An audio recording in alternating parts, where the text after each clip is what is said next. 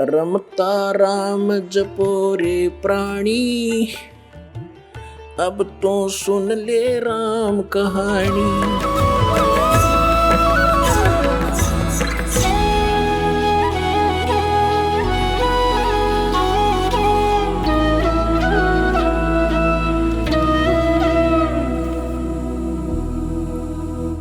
अपने आत्माओं, श्रीमद् भगवत गीता अध्याय नंबर 15 के श्लोक नंबर 16 और 17 में इसको अक्षर पुरुष बोला है। 16 में सरपुरुष और अक्षर पुरुष।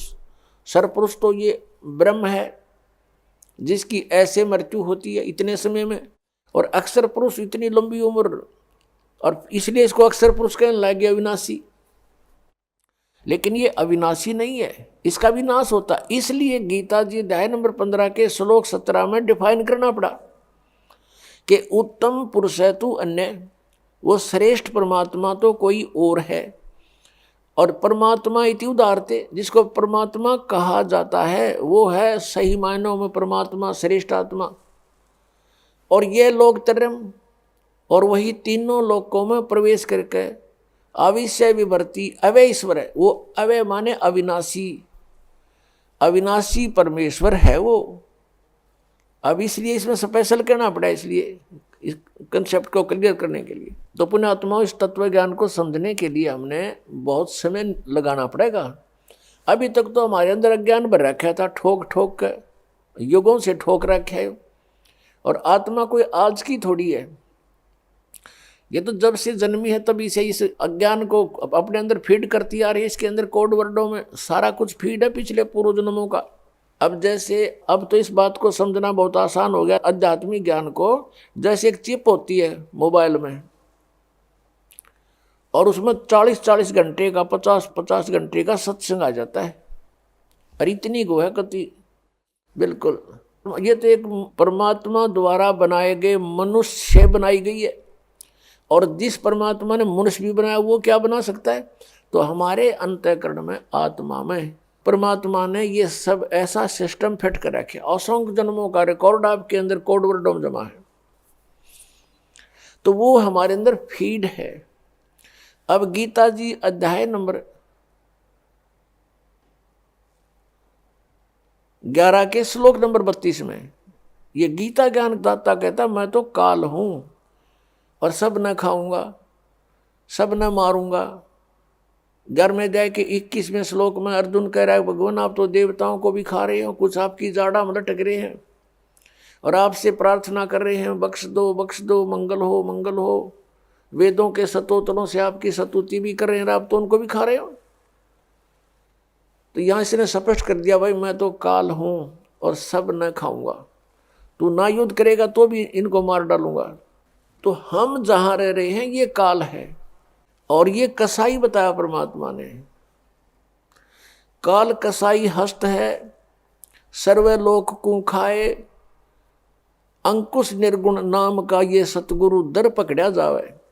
सतगुरु के दरबार में कबीर परमात्मा जब आते हैं और उसकी शरण में जैसे हम आ जाते हैं, जैसे अब इस दास को भेज दिया परमात्मा ने, अपनी वही पावर दे करके शक्ति दे दी। काम उन्हीं की शक्ति, उन्हीं के हाथ में रिमोट है इस दास का। तो अब इस परमात्मा की शरण में इस दास के माध्यम से आने से भी आपको उतना ही प्रोटेक्शन मिलेगा।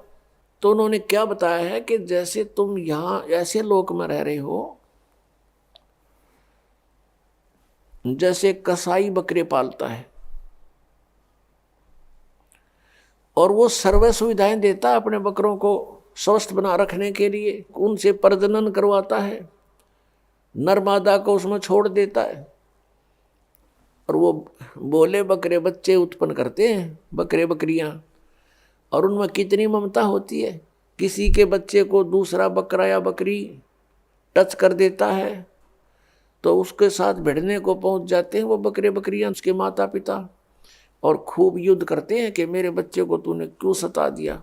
और सभी सुविधाएं उनको प्राप्त होती हैं, यानी जलाशय बनाया हुआ होता है, उनके ऊपर शेड डाल रखा होता है, झोंपड़ी, उनके लिए चरागाह बनाई होती है। अब वो बकरे ये सोचते हैं कि देख हमारा भगवान, हमारा स्वामी, हमारा प्रभु कितना दयालु है, हमारी कितनी केयर टेक करता है, कितनी देखभाल करता है, कितनी सुविधाओं का ध्यान करता है, कितना व्यवस्था कर रखी है, जिस कारण से वो उसको अपना एक दयालु स्वामी मानते हैं।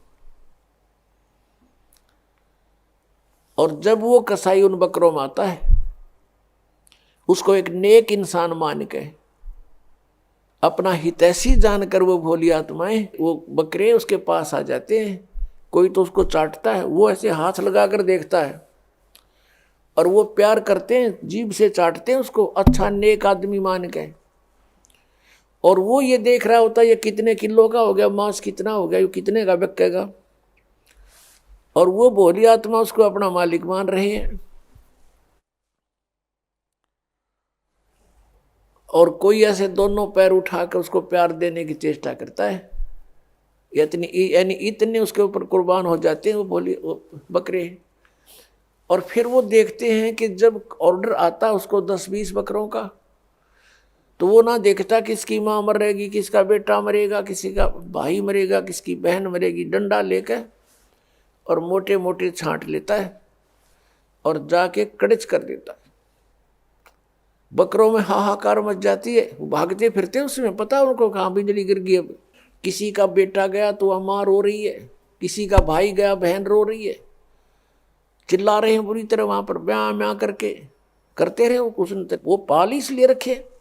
तो परमात्मा कबीर जी ने आगे बताया कि आपके प्रभु की ये दशा है जैसे उस कसाई की है। अब यहां इस पृथ्वी से परमात्मा कबीर जी से तप करके प्राप्त करी, और इसमें हम अपनी गलती से इसके साथ आ गए। अब इसने हमारा दुरुपयोग किया है, हमें सताने का हर संभव प्रयत्न किया है। कारण क्या है कि ये चाहता है कि इनको जितना दुखी करूंगा उतना ही वो सतपुरुष कबीर साहब दुखी होगा, क्योंकि ये उसके बच्चे हैं। इसलिए इसने हमारे को यहाँ दुखी करने में कोई कसर नहीं छोड़ रखी। अन्य पशु पक्षी बना दिए, उसमें सिरे से ही सब कुछ कष्ट है, और फिर उन्हीं में से मच्छर हैं, सर्प हैं, सेंग हैं, शेर, और ये मनुष्य को मारने के लिए, इनको पीड़ा देने के लिए तैयार कर दिए। अन्य कीटाणु बना दिए जिनसे इनको इन्फेक्शन हो, मर जाए, इनको बीमारियां लग जाएं। यानी कोई भी कसर उसने नहीं छोड़ रखी जो हमें वो दुखी कर सकता है, सब तरह से तंग कर रहा है। और हम फिर भी इसको भगवान मानते हैं, जा रहे हैं, क्योंकि हम देख रहे हैं कितनी अच्छी पृथ्वी है, इसमें फल फ्रूट लगे हुए हैं, बगीचे बने हुए हैं, झरने चल रहे हैं, सूर्य उदय हो रहा है, शीतल हवा चल रही है, काजू किस्म सेब संतरे मेवा लगी हुई है। हम ये सोचते हैं बड़ा भगवान, बड़ा दयालु परमात्मा, हमारी कितनी सुविधा कर रखी है। और तब वो भगवान कहाँ गया? किसी का बेटा मर गया, किसी की बेटी मर गई, एक्सीडेंट में मार दिया, कहाँ गया वो भगवान? वो दयालुता कहाँ गई उसकी? तो परमात्मा हमें याद दिलाते हैं, तुम उस लोक को छोड़ आए जहां तुम सुखी थे, मृत्यु नहीं होती थी, तुम्हारे अंदर वृद्ध अवस्था नहीं होती थी। अब यहां प्राणी वृद्ध अवस्था को कति पसंद नहीं करता, और मृत्यु को तो करना है किसने है? मृत्यु तो 95 वर्ष का हो गया व्यक्ति आशा करता है कि अभी जीवित और रहूं। आशा सभी करते हैं और करनी भी चाहिए, क्यों? तो जन्म हुआ फिर मरे किस लिए? तो हम सभी इस चीज को बुरा मानते हैं कि ना तो बुढ़ापा होना चाहिए और ना मृत्यु होनी चाहिए। ये हमने घनी खटका है, और यहाँ डेफिनेट है, हम देख रहे हैं सभी में वृद्ध अवस्था आएगी, सब मरेंगे। अब हमने ऐसा क्यों लग रहा है? क्योंकि हम ऐसे स्थान पर रहा करते थे जहां जरा और मरण नहीं होता था।